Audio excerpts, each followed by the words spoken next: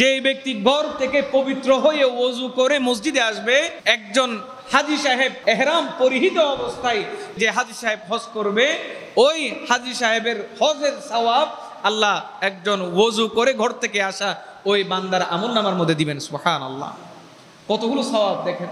আমরা সাধারণত মসজিদে আসার আগে পুকুরের মধ্যে ওযু করি, কিন্তু এই পুকুরে ওযু না করে আমি যদি একটু ঘর থেকে ওযু করে আসি, আমি এমন বলছি না আপনারা মসজিদের পুকুরে ওযু করবেন না, এটি বলছি না, সওয়াবের কথা বলছি, আমলের কথা বলছি। আমার রাসূল আরেকটি হাদিসের মধ্যে বলেন যে এই ব্যক্তি ঘর থেকে ওযু সহকারে বের হলো, তার প্রতিটা কদমে কদমে আল্লাহ তার জীবনের গুনাহ মাফ করে দিবেন এবং প্রত্যেকটা কদমে কদমে তার 700 নেকি করে দান করবে।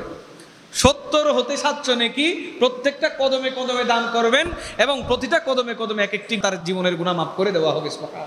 আমরা এমনিও তো চাইলে ঘর থেকে এখানে ওযু করা আর ঘর থেকে 5 মিনিট আগে ওযু করা একই সমান। আমরা চেষ্টা করব মসজিদে আসার সময় ঘর থেকে ওযু করে আসার জন্য।